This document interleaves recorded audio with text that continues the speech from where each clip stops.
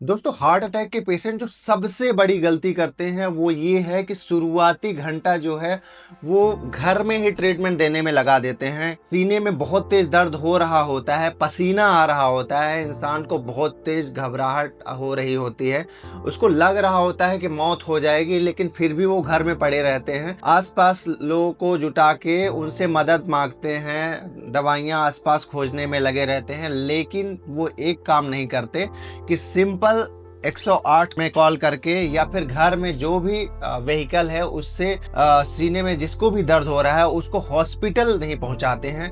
वो सबसे बड़ी गलती है और वही गलती मैं देखता हूं बीइंग ए कार्डियोलॉजिस्ट की इंसान के मौत का कारण बनती है।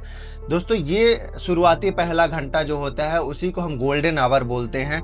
गोल्डन आवर इसलिए बोलते हैं क्योंकि जो टाइम है वही मसल का वर्क करती है। जितना टाइम आपने गवा दिया उतना हार्ट की मसल डैमेज होती जाएगी। मान लीजिए आपने 1 घंटे से ज्यादा टाइम बिता दिया तो हार्ट की जो ब्लॉक्ड नस है उसके बियॉन्ड जो मसल है वो डेड होना स्टार्ट हो जाती है। जितना जितना टाइम निकलता जाएगा उतना ही इंसान के बचने की पॉसिबिलिटी कम होती जाएगी।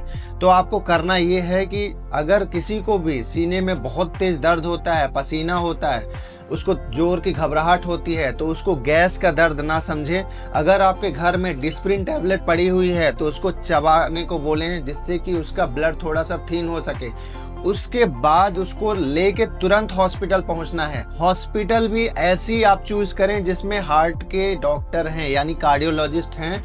वहां पे कैथ लैब होनी चाहिए जिससे कि उस इंसान की एंजियोप्लास्टी हो पाए। अगर वो बंद नस को नहीं खोला गया तो बहुत बड़ा हार्ट का हिस्सा डैमेज हो जाएगा और इंसान को जो है मौत से बचा पाना बहुत मुश्किल हो जाएगा।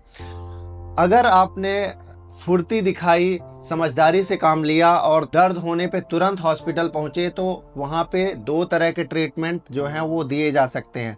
पहला तो ये कि उसको बहुत सारी गोलियां एक साथ दी जाएंगी जिसको हम लोडिंग डोज बोलते हैं। मैंने कई वीडियोस भी बनाए हैं इस पे और मैं बताता भी हूँ कि ये लोडिंग डोज आप घर पे भी रख सकते हैं।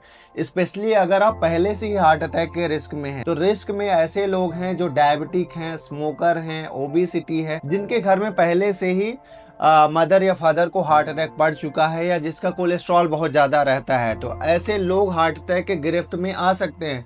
तो ऐसे लोगों को घर में लोडिंग डोज जरूर रखना चाहिए। लोडिंग डोज का मतलब है एस्पिरिन 325 मिलीग्राम, क्लोपिडोग्रिल 300 मिलीग्राम और एटोर्वास्टेटिन 80 मिलीग्राम। इतना डोज जो है आप एक बॉक्स में रख लें, पुड़िया बना के रख लें, ऐसी जगह पे रखें जो इजीली मिल पाए।